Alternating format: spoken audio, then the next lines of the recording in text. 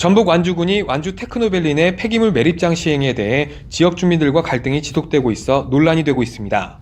2013년도부터 시작해 3,200억 원을 들여 완주군 봉동읍과 둔산리 일대에서 진행되고 있는 완주 테크노 산단 조성 사업은 2014년 12월 산업단지 조성 계획을 승인받고 5월에 착공을 들어간 상태입니다.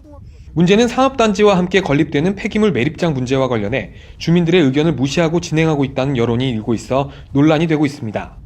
완주군에 거주하는 주민 A모 씨는 실제로 주민들의 찬반 의사를 묻지 않고 추진하는 막무가내식 행정에 대해 목소리를 높였습니다.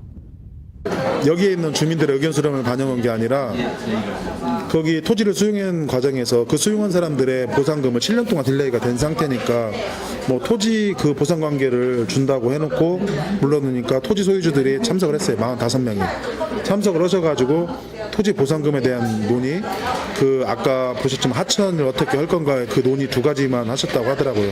그러면 실제로 인근 지역에 살고 있는 그 주민 대표들과 논의는 없었다는 없었죠. 네. 이에 완주군은 사업 허가 당시 환경 영향평가 기준 등 행정 및 법적으로 검토를 진행했기에 문제가 없다는 입장을 밝히고 있습니다.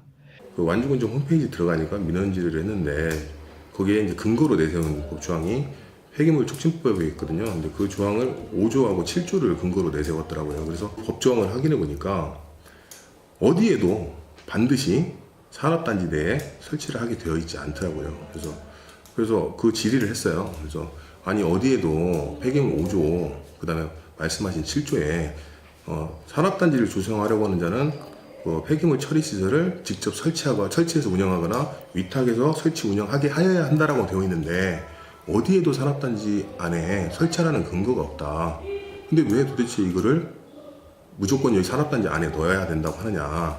자, 그걸 제가 얘기를 했거든요. 근데 끝까지 무조건 들어와야 된다라고 얘기를 해요. 이 밖에도 군은 완주중학교에서 21일 폐기물 매립장에 관련한 주민공청회를 열고 그동안 있었던 논란에 대한 입장을 밝히겠다 했지만 실제 공청회 현장에는 나타나지 않아 주민들의 공분을 샀습니다. 무조건이 달려있는 이 주차대한 이 시기에 완주군수가 직접 나와도 모자랄 이 판에 담당과 실무진 아무도 없습니다. 기가 막혀서 말이 안 나옵니다. 전국에서 이런 더러운 행정을 하고 있는 완주군수를 여러분 퇴진시켜야 된다고 생각하는데 동의하십니까?